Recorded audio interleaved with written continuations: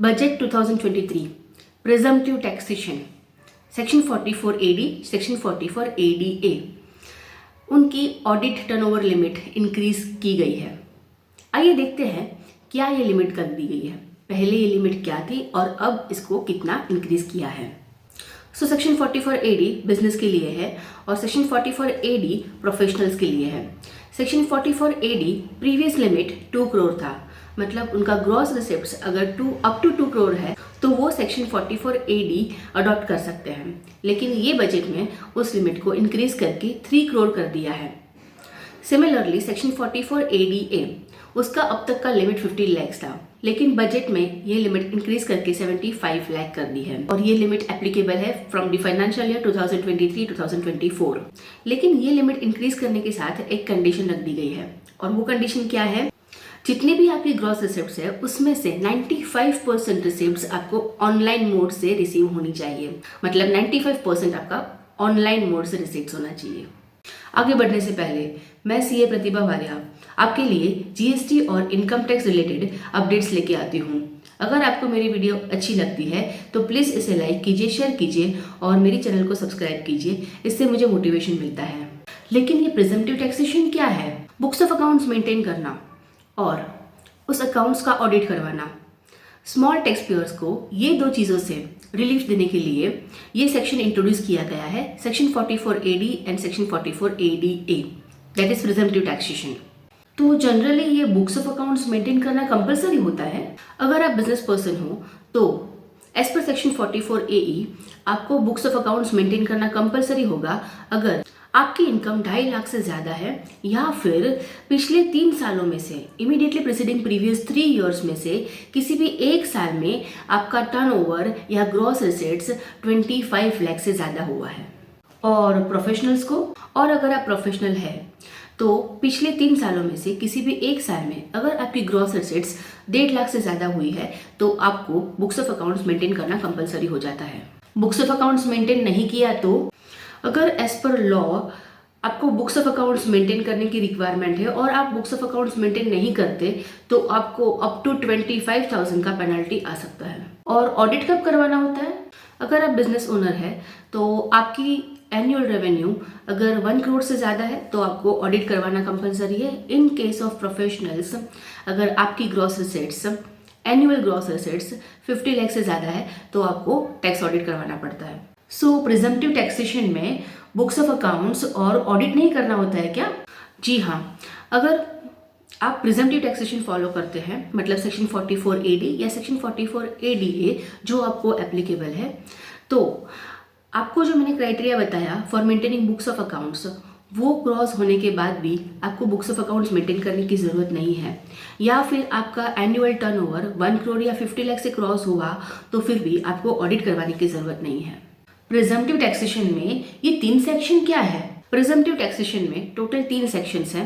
Section 44 AD जो businesses के लिए या बिजनेस ओनर्स के लिए है, सेक्शन 44 ADA जो प्रोफेशनल्स के लिए है और सेक्शन 44 AE जिसके बारे में हम किसी और वीडियो में डिस्कस करेंगे। ओके, तो पहले तो मुझे सेक्शन 44 AD का बता दे, कौन कौन अडॉप्ट कर सकता है ये section 44 AD? Resident individual, resident HUF, resident partnership firm section 44 AD adopt कर सकता है, लेकिन LLP पार्टनरशिप फर्म में LLP इंक्लूड नहीं होता। LLP अगर होगे आप तो आप 44 AD अडॉप्ट नहीं कर सकते। और बिजनेस में भी सभी टाइप के बिजनेस अडॉप्ट कर सकते हैं क्या? सेक्शन 44 AD सारे टाइप के बिजनेस अडॉप्ट कर सकते हैं, लेकिन इसमें 3 बिजनेसेस को सेक्शन 44 AD अलाउड नहीं किया है। सबसे पहला जिसका एजेंसी बिजनेस है, सेकेंड जो इनकम अर्न कर रहा है और उसकी इनकम का नेचर है कमीशन या ब्रोकरेज, तो वो भी सेक्शन 44 AD अडॉप्ट नहीं कर सकता।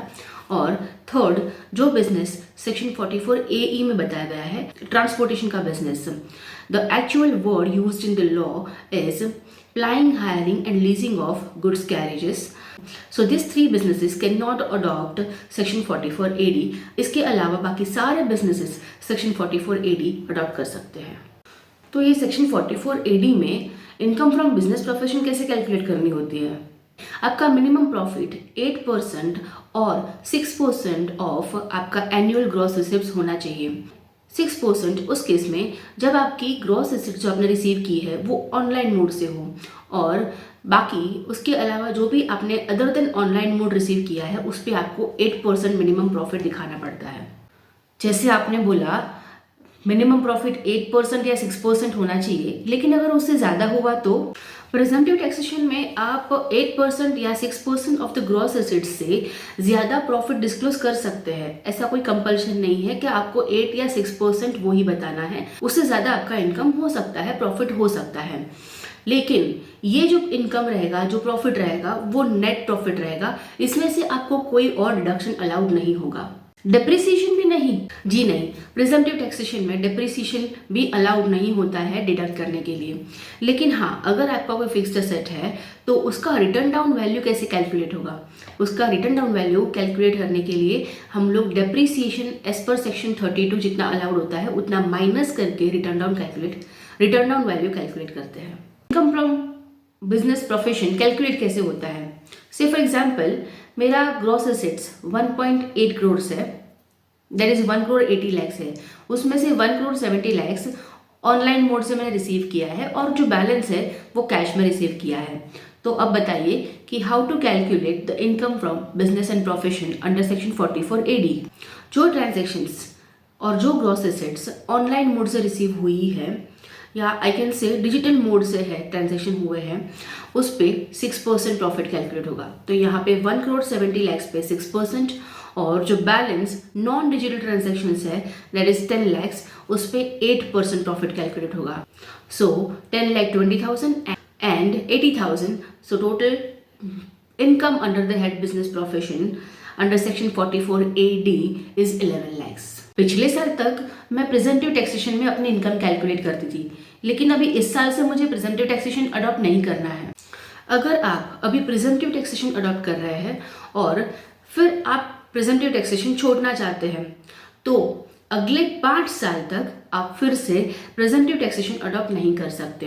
और तो और आपको अगले 5 साल तक as a normal tax payer books of accounts भी मेंटेन करना होगा, और अगर ऑडिट एप्लीकेबिलिटी आता है तो आपको ऑडिट भी करवाना पड़ेगा। मैं प्रिजम्पटिव टैक्सेशन तो अडॉप्ट कर रही हूँ, लेकिन मेरा एक्चुअल प्रॉफिट है वो 4% है, मतलब कि लेस देन जो मिनिमम प्रॉफिट दिखाना होता है 8% या 6%। तो अब अगर आप प्रिजम्पटिव टैक्सेशन में अपनी इनकम कैलकुलेट कर रहे हैं, लेकिन आपका जो प्रॉफिट है एक्चुअल प्रॉफिट वो 8% या 6% ऑफ योर ग्रॉस रिसिप्ट्स नहीं है, लेकिन उससे कम है, तो इन दैट केस आप 2 चीज़ें कर सकते हैं। या तो आपका प्रॉफिट भले ही कम है फिर भी आप एटलीस्ट 8% या 6% उसको डिस्क्लोज कर दो और बात को ख़त्म करो। या फिर आप अगर एक्चुअल प्रॉफिट मतलब जो लेस देन 8% या 6% है वो दिखाना चाहते हो, तो आपको बुक्स ऑफ अकाउंट्स भी मेंटेन करने होंगे और आपको ऑडिट भी करना होगा। प्रिजम्पटिव टैक्सेशन में इनकम टैक्स रिटर्न कौन सा फाइल करना है? प्रिजम्पटिव टैक्सेशन में ITR 4 आपको फाइल करना है। प्रिजम्पटिव टैक्सेशन में एडवांस टैक्स से तो मुक्ति मिलती होगी ना? जी नहीं, अगर आप प्रिजम्पटिव टैक्सेशन में हो फिर भी आपको एडवांस टैक्स तो पे करना ही है, लेकिन जो 4 क्वार्टर्स होते हैं एडवांस टैक्स के लिए वो फॉलो नहीं करना है आपको। सिर्फ 15 मार्च के पहले जितना भी एडवांस टैक्स पे करने के लिए आप लायबल हो वो 15 मार्च तक आपको पे करना होता है। और हाँ, 15 मार्च को अगर आप पे नहीं कर पाए तो फिर भी 31 मार्च तक आपके लिए अलाउ है। अगर आपने ये एडवांस टैक्स टाइम पे नहीं किया है तो आपको इंटरेस्ट पे करना पड़ता है एज पर सेक्शन 234C। तो ये सेक्शन 44 ADA क्या है? जैसे सेक्शन 44 AD बिजनेस और बिजनेस पर्सन के लिए है, वैसे ही सेक्शन 44 ADA कुछ स्पेसिफाइड प्रोफेशंस के लिए बनाया गया है। कुछ स्पेसिफाइड प्रोफेशंस मतलब सब प्रोफेशंस नहीं है इसमें इंक्लूडेड, सिर्फ ये 7 स्पेसिफाइड प्रोफेशंस ही सेक्शन 44 ADA अडॉप्ट कर सकता है।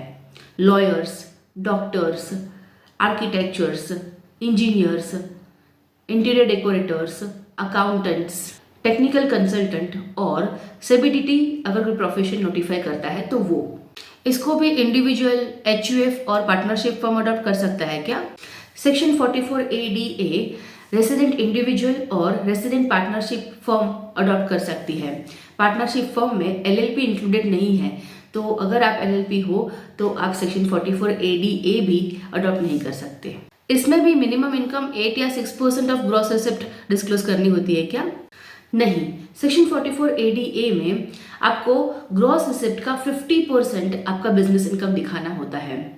हालांकि आप इससे ज़्यादा आपकी इनकम डिस्क्लोज कर सकते हैं। ओके, अगर मेरी gross assets from specified professions 45 lakhs है तो 44 ADA में मेरा बिजनेस इनकम कैसे कैलकुलेट होगा? अगर स्पेसिफाइड प्रोफेशंस से तुम्हारी ग्रॉस एसेट्स 45 लैक्स है तो 50% ऑफ दैट ग्रॉस एसेट्स मतलब 22,50,000 is your income from business and profession under section 44 ADA is 22,50,000। और advance tax expenses depreciation under section 44 ADA कैसे होता है? एडवांस टैक्स, डेप्रिसिएशन और अदर एक्सपेंसेस जो हमने सेक्शन 44 AD में देखा वो ही सेक्शन 44 ADA के लिए भी एप्लीकेबल है। So from the next financial year 2023-24 अगर आप बिजनेस पर्सन हो और आपका टर्नओवर अप टू 3 करोड़ है और अगर आप स्पेसिफाइड प्रोफेशनल हो और आपका टर्नओवर अप टू 75 लैक्स है तो आपको बुक्स ऑफ अकाउंट्स मेंटेन नहीं करना है, ऑडिट भी नहीं करना है और आप प्रिजम्पटिव टैक्सेशन अडॉप्ट कर सकते हो। और कंडीशन ये है कि ग्रॉस एसेट्स का 95% और मोर एसेट्स आपका डिजिटल मोड से होना चाहिए।